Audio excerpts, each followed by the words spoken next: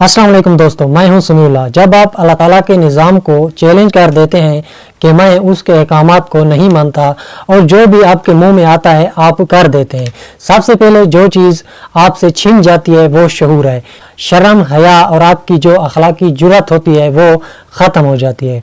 आप इतना गिर जाते हैं कि क्या बात करनी है और क्या नहीं करनी, यानी कि अपने मुंह पर चित्तर आप खुद ही पढ़वाते हैं। दोस्तों, मैं बात कर रहा हूँ हकीम शहजाद लोहापाड़ की। इसने शाहिद अफरीदी को यह पैगाम भेजा है कि तुम्हारी 5 बेटियां हैं, अगर आपको बेटा चाहिए तो बीवी को लेकर मेरे पास आ जाओ, मैं दवाई दूंगा, फिर बेटा हो जाएगा। 5 बेटियां हैं उनकी, अगर वो आ जाते हैं तो मैं चैलेंज करता हूं कि नेक्स्ट बार इंशाल्लाह उनके यहाँ बेटा आ जाएगा।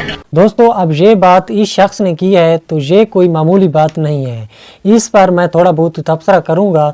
दोस्तों, इस शख्स को माफ़ी मांगनी चाहिए अल्लाह ताला से भी और कौम से भी, क्योंकि ये जिम्मेदारी सिर्फ़ और सिर्फ अल्लाह ताला ने अपने ज़ुम्मा करम पर ली है कि वो जिसको चाहे बेटा दे, जिसको चाहे बेटियां दे और जिसको चाहे ना दे। ये तो फैसले मेरा रब खुद ही करता है। और ये शख्स दावा करता है कि अगर बेटा चाहिए तो मेरे पास आओ। खुदा के बंदे, तुम्हारे अंदर अक्ल नाम की चीज़ ही निकल गई। तुमने ज़िंदगी में कभी भी कुरान मजीद पढ़ा होता तो तुम्हें पता चलता कि कुरान मजीद में अल्लाह ताला ने फरमा दिया है, लेकिन इस शख्स को कोई तमीज़ ही नहीं है और फिर बेटियां होना कोई जुर्म नहीं है। दोस्तों, अब आप इस शख्स की लेवल देखें, इसको ये भी नहीं पता कि बेटियां अल्लाह ताला की रहमत होती हैं और अल्लाह ताला जिस शख्स से राज़ी होता है उसको बेटियां अता करता है।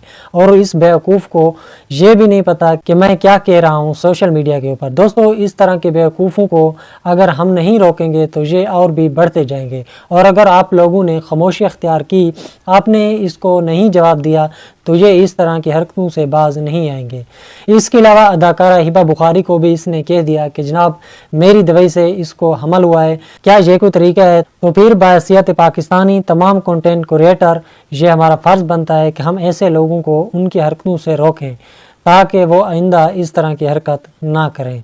अपने मेज़बान को इजाज़त दीजिए। अल्लाह हाफ़िज़।